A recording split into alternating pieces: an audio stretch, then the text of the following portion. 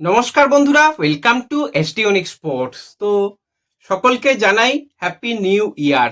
কোনো কিছুই পরিবর্তন হয়নি, পরিবর্তন হয়েছে ক্যালেন্ডারে খালি দিনটা। কারণ ভারতীয় ফুটবলের কোনো রকম পরিবর্তন তো আজকে পর্যন্ত আমরা দেখতে পেলাম না।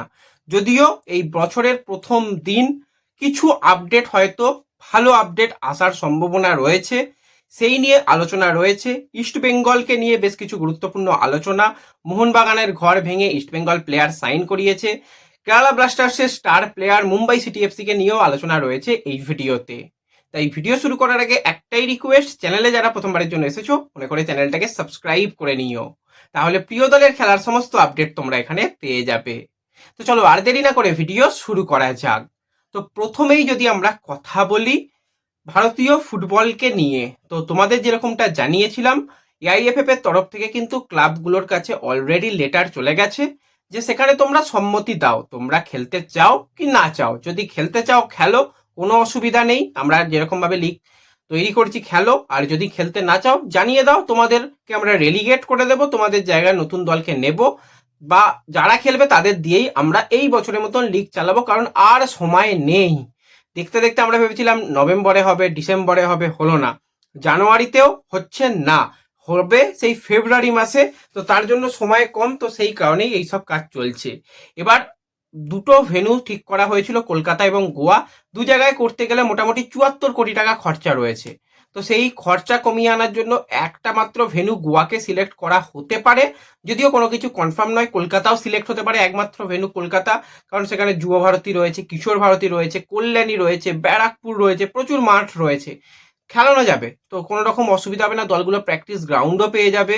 মোহনবাগান, ইস্টবেঙ্গল, মোহামেডানের গ্রাউন্ডগুলো দিয়ে দিলে বা আরও সমস্ত গ্রাউন্ড দিয়ে দিলে প্র্যাকটিসের জন্য অসুবিধা হবে না, সেরকমও পরিকল্পনা চলছে।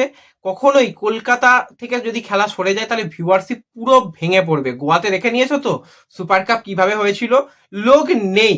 গোয়াতে সেই সময় করা গিয়েছিল, তো যখন কোভিড টাইম ছিল সেই সময়টাকে বাদ রাখো, বাদ বাকি যদি আমরা কথা বলি, কলকাতা ফুটবলে প্রচুর সমর্থক রয়, আর কেরালাতে প্রচুর সমর্থক হয়, বা জামশেদপুর বেঙ্গালুরুতেও সমর্থক হয়।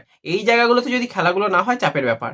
আমি বলবো কলকাতাতে হলে ইস্টবেঙ্গল, মোহনবাগান, মোহামেডানের ম্যাচের জন্য প্রচুর ভিউয়ারশিপ হবে, এবং বাদবাকি দলের ম্যাচগুলোর জন্যও কিন্তু ভিউয়ারশিপে অসুবিধা হবে না। তো সেই নিয়েও চেষ্টা চলছে, কথাবার্তা চলছে, খুব তাড়াতাড়ি হয়তো এই ব্যাপারে ফাইনাল কিছু রায় বেরিয়ে আসবে, সেই দিকে আমাদের অবশ্যই নজর থাকবে।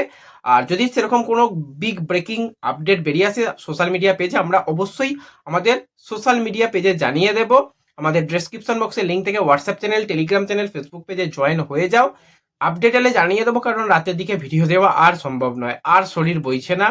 কারণ বাড়িতে একটা ছোট্টখাট্ট আনন্দ উৎসব ছিল, আমাদের বাড়ির ক্ষুদে সদস্যের মুখে ভাত অনুষ্ঠান ছিল, সেই সব গেছে। নতুন বছর, তো একটুখানি বাবার মন্দিরে যাওয়ারও প্ল্যান রয়েছে, তো সেক্ষেত্রে সম্ভব হবে না আর ভিডিও হয়তো দেবার, যদি খুব হয় তো পরের ব্যাপার। তো যাই হোক, একটুখানি সোশ্যাল মিডিয়া পেজে যুক্ত হয়ে যেও। এবার যদি আমরা কথা বলি একটুখানি মুম্বাই সিটি এফসিকে নিয়ে, সিটি গ্রুপ চলে গেছে। মুম্বাই সিটি এফসি কিন্তু তাদের বাজেট আরও কিছুটা কমিয়ে আনার চেষ্টা করছে। অলরেডি কিন্তু মুম্বাইয়ের কাছে বিদেশি প্লেয়ার সেখানে রয়েছে, বেশ কয়েকজন বিদেশি প্লেয়ার রয়েছে, টিরি রয়েছে সেখানে, জর্জে পেরিরা ডিয়াজ রয়েছে, তাছাড়া জর্জে অটিজ রয়েছে, অনেকগুলো প্লেয়ার, বিদেশি প্লেয়ার রয়েছে। কিছু কিছু প্লেয়ার বেরিয়ে যেতে চাইছে ইন্ডিয়ান ফুটবলের এই পরিস্থিতির জন্য। বিদেশি প্লেয়ারদের স্যালারি কিন্তু কিছুটা কমানো হবে, সেই নিয়েও নেগোসিয়েশন চলছে।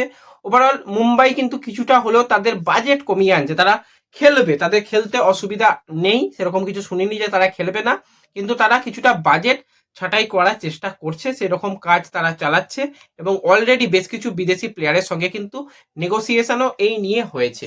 তো দেখা যাক সামনের দিকে মুম্বাইকে নিয়েও বেশ কিছু বড় আপডেট আশা করছি বেরিয়ে আসবে, এলে তোমাদের সঙ্গে অবশ্যই আমরা শেয়ার করে নেব। তো এরপর যদি আমরা একটুখানি কথা বলি ইস্ট বেঙ্গলকে নিয়ে, তো ইস্ট বেঙ্গল শিবিরেও কিন্তু বেশ কিছু খবর বেরিয়ে আসছে। অলরেডি বিদেশি প্লেয়ারদের নিয়ে তোমাদের খবর জানিয়েছিলাম, এবং তোমাদের প্র্যাকটিস নিয়েও আপডেট শেয়ার করেছিলাম যে জানুয়ারি মাসের প্রথম সপ্তাহ থেকেই অস্কার ব্রুজন সম্পূর্ণ দল, পূর্ণ শক্তির দল, সেখানে রিজার্ভ টিমও প্র্যাকটিস করবে, সেখানে সিনিয়র টিমও প্র্যাকটিস করবে, নিয়ে কিন্তু দলকে প্র্যাকটিস করাতে চাইছে। তো যেরকমটা আজকে রিপোর্ট বেরিয়ে আসছে, সূত্র মারফত খবর বেরিয়ে আসছে, সব কিছু যদি ঠিকঠাক থাকে তাহলে নতুন বছরের 5 তারিখ থেকেই কিন্তু ইস্ট বেঙ্গল অনুশীলন শুরু করবে। 2 তারিখ 3 তারিখ থেকেই কিন্তু প্লেয়াররা অলরেডি কলকাতায় আসতে শুরু করে দেবে। কিছু প্লেয়ার নাকি কলকাতাতে এসেও গেছে, বিদেশি প্লেয়ারদের কথা জানি না, ইন্ডিয়ান প্লেয়ার শোনা যাচ্ছে কয়েকজন প্লেয়ার এসেও গেছে, বাদবাকি প্লেয়াররাও খুব তাড়াতাড়ি কলকাতায় আসছে এবং তারা লিগ হোক নাই হোক প্রস্তুতি রাখবে, কারণ বসে থেকে আর কি করবে, তার থেকে একটু প্র্যাকটিসের মধ্যে থাকুক। যদি লিগ হয় সিঙ্গেল ফরম্যাটে লিগ হবে, কম ম্যাচ খেলতে হবে, তো সেখানে ভালো করার জন্য প্র্যাকটিস চাই। বাদবাকি দলদের অবস্থা তো খুবই খারাপ, তো সেক্ষেত্রে ইস্টবেঙ্গল অনুশীলন শুরু করছে, এটা আর যাই হোক কিছুটা হলেও স্বস্তির খবর, কিছুটা হলেও ভালো খবর বলা যায়।